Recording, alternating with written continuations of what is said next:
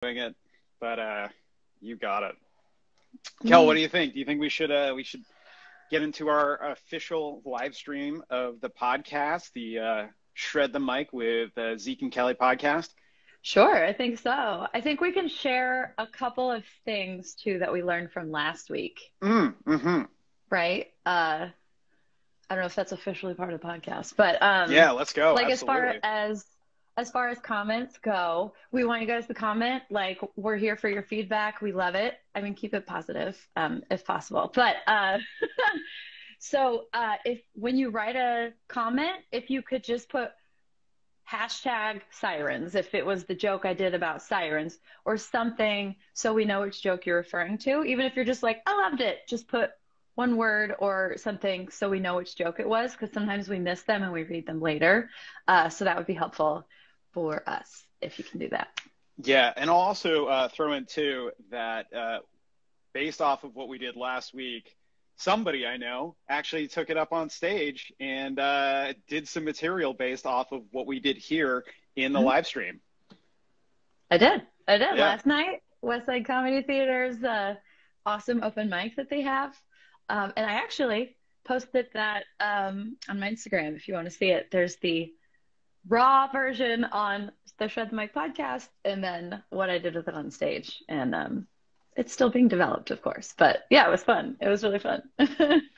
Yeah.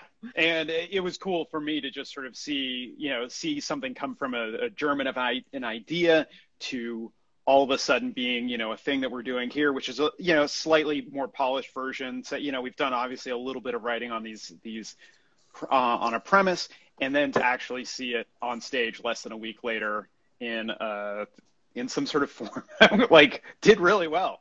So that was pretty dope to see. So just more proof in the pudding that this is a great tool for us to develop new material, and it actually works.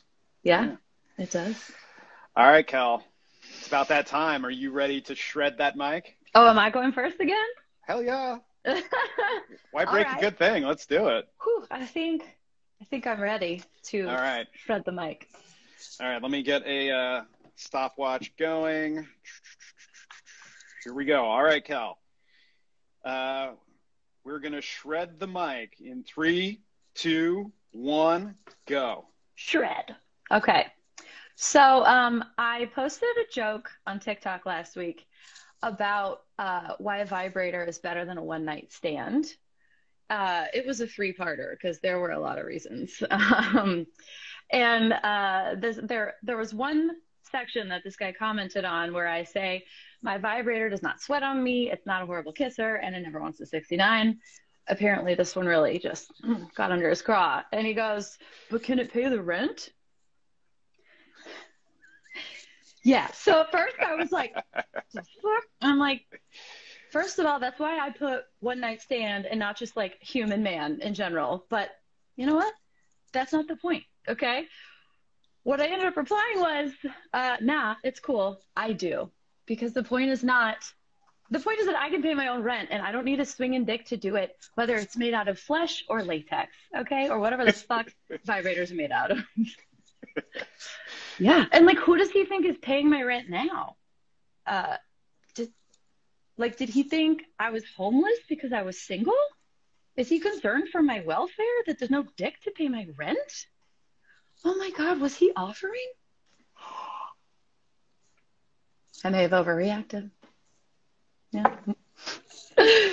Okay. How else are we going to afford this wonderful townhouse in Santa Monica without some stranger on the internet? I don't know. Okay.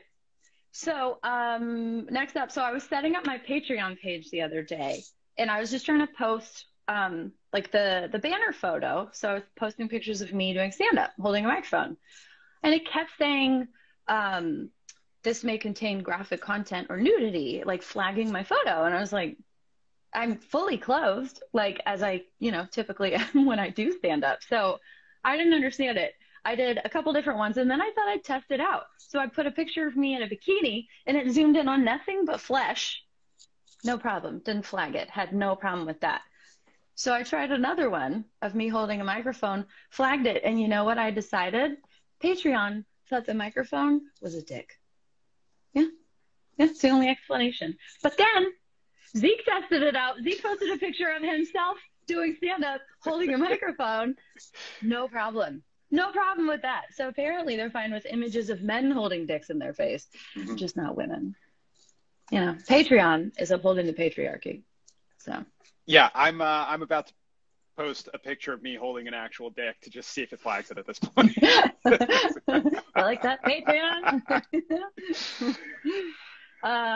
Okay. Oh, so my friend Beth sent me an article about some South Lake Tahoe residents who discovered that there were bears hibernating under their house. And like this story, you guys, there's so much weird stuff happening in this story. Like, so they said that they had heard some odd rumbling and snoring like noises coming from under their house, but they just kind of ignored it. And then at one point they were like, maybe there's one bear under there. But turned out it was a mama bear and 4 cubs, like 4 one-year-old cubs, right? So the Bear League, which is like, I think it's a not-for-profit group in Tahoe that basically comes and like helps you remove bears so you don't have to kill them. They show up, and this was their quote. They said, the residents didn't realize there were 5 bears under their house until we got there and told the bears to come out. I'm like, wait, you told the bears to come out? Like, first of all, do they speak English? And second of all, why the fuck would they listen to you? But apparently they did. And then the Bear League then uninvited mama bear, a process that involved being territorial and scary, thereby making the bear believe it's not going to be safe there anymore. And she emphasized that volunteers never physically hurt bears, though sometimes we do hurt their feelings. And I just, yeah, I'm not sure what to do with that. But it made me laugh a lot. They also said that 3 of the cubs were the mama bear's biological cubs. 1 was adopted. It was orphaned that she had adopted last year. I was like, how did they know that? And they were like, well, it's rare, but it does happen. In this case, the cub's biological mother had been hit by a car. And I'm like, how did I know that? Like, how did they know who that bear's mom was? I don't know. I have so many questions about this article, but you know, that's Tahoe for you. 3, 2, and 1. That's your time, Kelly to Shanley. That was so fast. I know. Yeah. I had 3 more things written down. But, oh, wow. You had a lot of material this week, huh? You know, save it for next week. Well, let's see. We can go to the comments real quick. Joanne, it doesn't complain like a little dick either. # vibrator joke. LOL. Mm-hmm. I like that. I like that a lot. Thank you, Joanne. Yeah. No, that's good. Thank you, Bergs. Yeah, seeing some of this happen in real time, I'm always amazed by people and their comments on the internet and their choice. You know, if you've been around the digital space long enough, you've seen what a dumpster fire the comments usually are. So, you know, we do what we can. Yeah. We take it all with a grain of salt. Yeah, exactly. Yeah. It wasn't like a super upsetting comment. It was just really stupid, you know? Yeah. I feel like that's what most comments are on the internet. Yeah. So, yeah. Mm-hmm. Yeah. All right. Any other feedback for me, Zeke? Let's see. I love the idea of people telling bears what to do. I think there's something in there. Yeah. I think. Okay. And I just really love that tag of them hurting their feelings. We would never hurt a bear physically, but we would definitely hurt their feelings. Mm-hmm. There's just something so self-satisfying in that statement. it just tells you a lot about who you're dealing with. But no, I think if there's a way to get there to the telling of bears, the instructing of bears. Have you ever tried to talk to a bear? Have you ever tried to talk to a bear and like tell them what to do? No, yeah. Like for me, when I was a kid, my instructions were like, if you see a bear, get as big as you can. And like, if you have a coat on, put it on your arms so you look like this big. throw rocks and yell at it if you can, and they'll run away. Like don't run away. That's apparently it. Right. Yeah. They're black bears. They're not grizzly bears. They're not like super scary bears. But yeah. No, I've never tried to talk to one. I've never tried to reason with a bear. So yeah, you didn't do like a language check. You didn't check to see like parlez-vous français, blah, Right. You follow Portuguese, just a little bit. No, nothing. I don't know. I mean, maybe. Yeah. How do I know what language they even speak? How presumptuous of me to just assume they speak English because we're in the United States. We got some more feedback coming in. Marianne laughed at every story. Love that. Birds. There's a new Berenstein Bear book title in that story. # oh my bear God, joke, there baby. is. Definitely. Philip, these people were unbearable. You people got jokes. You guys got jokes, guys. I love it. I love it when we have comedians in the chat. I love it. Awesome. Right. I'm gonna write those down. Yeah, please. Those are good. Gotta take it up on stage next time we get a chance. Indeed. All right. I think I'm ready, Kel. I think I'm stretched. I'm ready to go. Feeling strong, feeling good. All right, let me get my timer going. Cool. Hold on. Remember how to use this Apple Watch? Okay. Wait. Yeah. Hold on, that's stopwatch. Timer. Okay. All right, coming up next. Zeke Rodrigues Thomas, it's time to shred the mic. Bam, bam, bam, bam. Woo, all 3, right, guys. 2, 1, go. So we were at a BC alumni networking event recently, and it was in a local bar, and it's one of those places with terrible sound, no sound treatment at all. So no matter what you say, whether you're 4 feet away or 40 feet away from someone, you can't hear anything that's said. And as Kelly and I are both like, people who enjoy people and get to talk to folks. And as we were going around the circle and trying to be like, hey, what do you do? And this, that, and the other. And one of these people came to Kelly and was just like, hey, what do you do? And Kelly, like she does, she replies, hey, I'm a comedian and a writer. But again, because of the crappy acoustics, it was completely misread and was received as a comedian underwriter.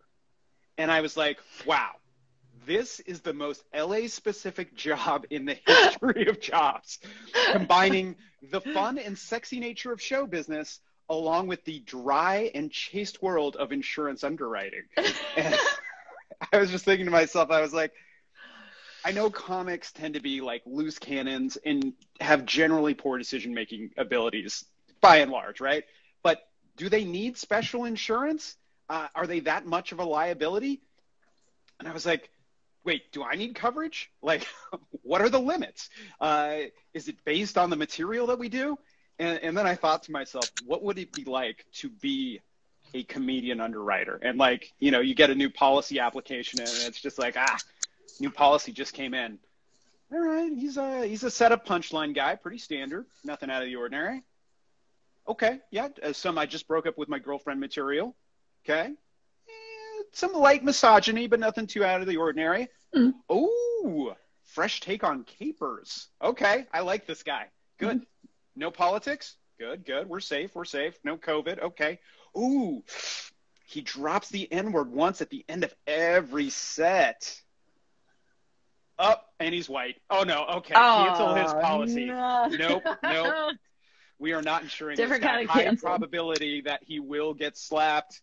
And let's just make sure we don't give him a workman's comp policy. Absolutely not. So those were my thoughts on the comedian underwriter. I love how things get mishandled. Okay, next thing I wanted to talk about was live journaling. I don't remember how many people were on the live journaling train in the early 2000s, but Kelly had a friend in college who live journaled and would post all sorts of things that she didn't want her parents to know about.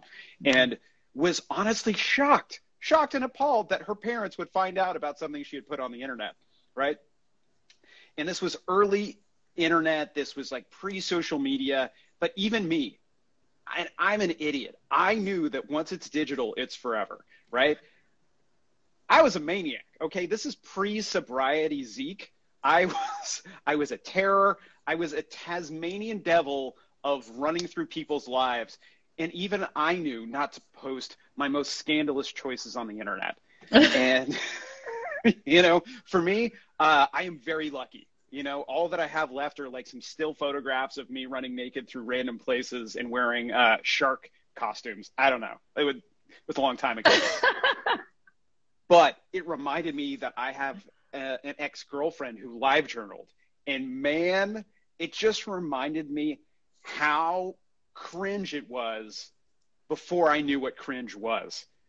The worst part of this was that I don't think she knew that I was reading her live journal while we were going out. And the entire arc of our relationship was online. Like from the beginning, she would recap things, the middle, and then of course there was the after part after we broke up and when she started dating other people. And I have to believe this is where my love of cringe originated. It was with live journaling and reading people's most inner thoughts, who I guess apparently thought no one would read it, would ever pay attention to. And I know I've got no time left, but I will say this. You've got 33 seconds. All right. So we were watching an episode of The Wire recently, like we love to do. And there's an episode where McNulty sees his ex-wife with another man, and Bunk is just like, nah, man, they're probably just good friends. And McNulty's like, nah, he's in that cake, right?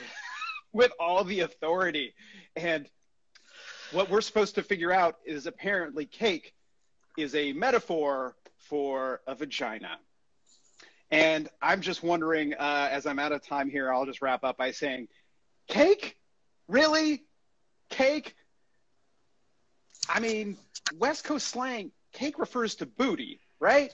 Cakes were butts and groceries were boobs. At what point, is this a Baltimore thing? Is this like an early 2000s thing? I don't know. That's time. I don't know, but I'm still guilty of using 20-year-old slang. Guys, that's my time. I'm Zeke Rodrigues Thomas Silva. I mean, everybody likes cake, though. You know, to quote Shrek, or I guess that was Donkey. Everybody likes cake, you know? Oh, wait, hold on. Doesn't Donkey, everybody loves parfait? It's part of the same. I could recite the whole scene for you, but I won't. But Got it. That's right. I know you are a Shrek expert. I am not. Ogres are like onions, and he's just trying to get him to pick something that people like more than onions. So, Yeah. Pitch that joke to the Is That Cake show. That's good, Briggs. Yeah. No, that's a good one. It's real. Yeah. I like that. Kel, what'd you like? What'd you connect with? Okay, the comedy Underwriter was really funny. I think I want to hear more. Like, you kind of went into like the process of analyzing one comedian. I also wanted to know more details, just like what does it cover specifically? Like you told us what it does not cover, white guys saying the N-word. Good call. What does it cover? And I'm just so curious to hear more about this world of a comedy Underwriter. And then also just at the very end, when you said you like canceled his policy, I feel like there's a play on words there about a different kind of canceled. This is a much easier way to cancel comedians or something along those lines. Something in there. Yeah. But that part was great. I think definitely like expand more on that and just get like super, super specific because that's really funny. Yeah, I know a little too much about insurance just from working in production and like having to make certificates of insurance all the time and all the various clauses. So I'm sure I can get super specific with that. Yeah. Thank you. Yeah, it's good. And then the whole LiveJournal part. LiveJournal was so insane at the time. Like I could not understand. Like to me, the word journal was your most like secret stuff. So.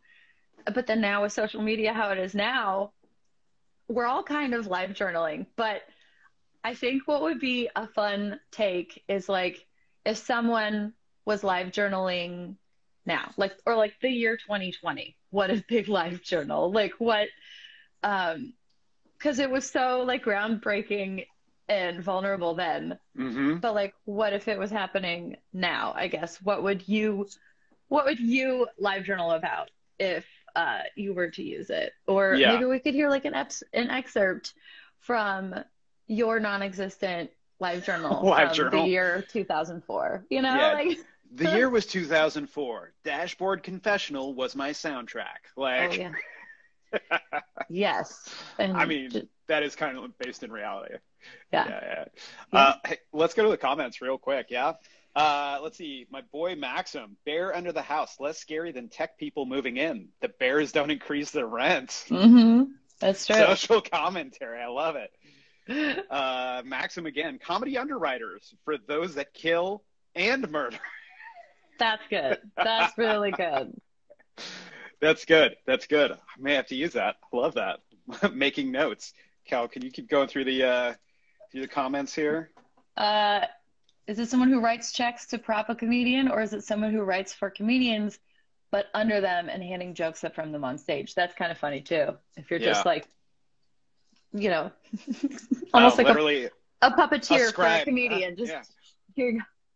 Like analyzing the crowd. What are they laughing at? What are they like? Say this. Like that's good. Sort of a Cyrano situation. I love that. Yeah. And then let's see, Berg's about pitching the Is That Cake show. That was really funny. Yeah. And then maybe the underwriter, but maybe you don't know what the underwriter does. Yeah. So we could just ponder, just wonder what an underwriter does. Yeah. I wish that the woman who misheard me had asked me a very specific question about it, because it would have been really funny. Okay. And then Maxim says LiveJournal. She's like in Frank, but instead of hiding from the Germans, she's hiding from self-awareness. Ooh. That's good. Maxim, are you sure you don't want to do this? Are you sure you don't want to come in right? and do this? I mean, right now you're slaying from afar, which is which we is got great. An underwriter right here. Yeah. No, I like Philip's note too about you know what an underwriter is, but the crowd might not. Exactly. Yeah. All good points. Yeah. There's something in there. I feel like there's a bit in there that's just waiting to be unlocked. So I'm definitely going to keep that. Yeah. Now you get to play with it. You get to find the fun in it. Now I get to play with it. And get real specific. Yeah. Yeah. Yep. Yeah. Yeah. A couple more people just joined at the tail end here, baby. Ooh. Brent, what's up? Sean, what's up? Yep. Right. Well, yeah, I guess we're wrapping up now. We're going to keep this short, as short as possible in general, so that when you guys, do join us for the live stream, we don't take up your entire evening. So thank you for being here. So let's do this. Kel, hey, where can people find you on the internet? Okay. Well, you found me on Instagram. TikTok, I have the same handle. It's Kelly A. Shanley.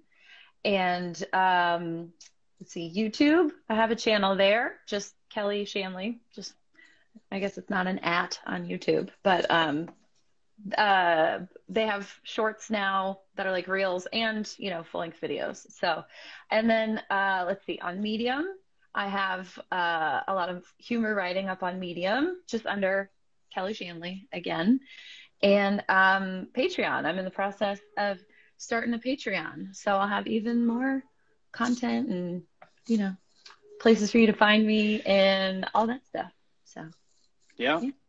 Hell yeah.